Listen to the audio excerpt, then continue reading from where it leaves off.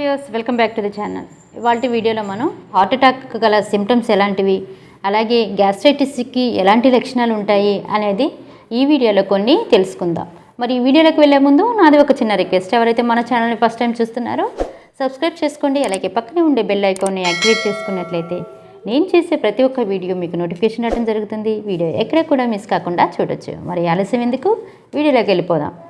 ఏది గ్యాస్ట్రైటిస్, ఏది heart attack, ఏది డేంజరస్, ఏది ఇగ్నోర్ చేయాల్సిన విషయం అనేది తెలుసుకుందాం. ముందుగా మనం హార్ట్ అటాక్ గల సిమ్టమ్స్ని తెలుసుకుందాం. ఎక్కువగా ఛాతీ భాగంలో నొప్పి వస్తుంది అంటే ఖచ్చితంగా అందరూ భయపడుతూ ఉంటారు. అయ్యో మాకు ఛాతీ వైపు నొప్పి వస్తే అది హార్ట్ అటాక్ ఏమో అని చెప్పి భయపడుతూ ఉంటారు కదా. ఛాతీ వైపు నొప్పి వచ్చినా కూడా మీరు వాక్ చేసేటప్పుడు పెయిన్ అనేది ఇంక్రీజ్ అవుతూ ఉందా అనేది గమనించుకోవాలి.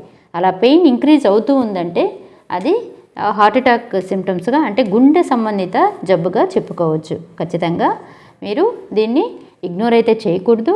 లేనంత త్వరగా మీరు అప్రమత్తంగా ఉండి జాగ్రత్తగా డాక్టర్ని సంప్రదించి మీరు తగిన ఇనిషియల్ ఎగ్జామినేషన్స్ అనేవి చేసుకోవాలి. ఎగ్జాంపుల్ ఈసీజీ కావచ్చు, ఎక్కువ కావచ్చు, ఇలాంటి ఇన్వెస్టిగేషన్స్ చేసుకోవటం వలన మీకు ఏది ప్రాణాపాయ స్థితికి పోకుండా ఉంటారు.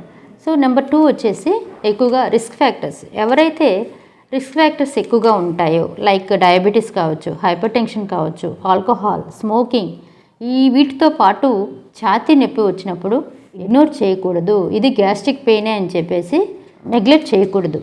సో ఈ రిస్క్ ఫ్యాక్టర్స్తో పాటు మీకు ఛాతీ నొప్పి వచ్చిందంటే అది గ్యాస్ట్రిక్ పెయిన్ కాదు.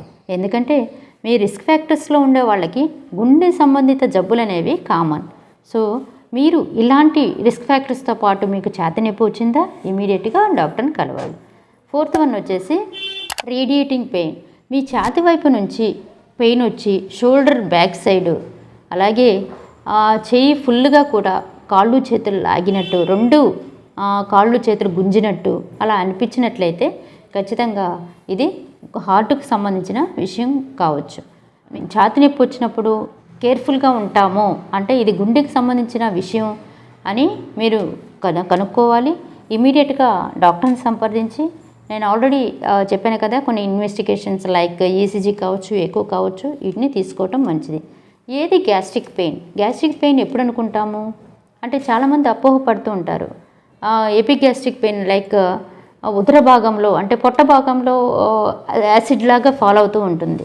సో ఉదర భాగంలో పెయిన్ వస్తే అది గ్యాస్ట్రిక్ పెయిన్ అని చెప్పేసి చాలామంది నెగ్లెక్ట్ చేస్తూ ఉంటారు. ఉదర భాగంలో పెయిన్ వచ్చినా కూడా, ఛాతీ వైపు పెయిన్ వచ్చినా కూడా ఎవరికైతే ఈ రిస్క్ ఫ్యాక్టర్స్తో కూడి నొప్పి వస్తుందో, అలాగే నడిచేటప్పుడు పెయిన్ఫుల్గా అనిపిస్తుందో ఖచ్చితంగా అది గుండెకి సంబంధించిన విషయం. కాబట్టి మీరు ప్రథమ చికిత్స తీసుకోవటం అంటే ముందుగా ఇన్వెస్టిగేషన్స్ చేయించుకొని మీరు సేఫ్ జోన్లో ఉండటం ఎంతో అవసరం.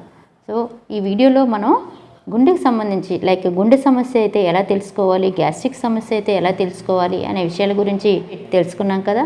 మరి ఈ వీడియో కానీ మీకు యూస్ఫుల్ అనిపిస్తే లైక్ చేయండి, షేర్ చేయండి, సబ్స్క్రైబ్ చేయడం మాత్రం మర్చిపోకండి. మరిన్ని వీడియోస్ కోసం ఏదైనా డౌట్స్ ఉన్నా, క్వరీస్ ఉన్నా కూడా మీరు కమెంట్ సెక్షన్లో తెలియజేయండి. Thank you for watching this video.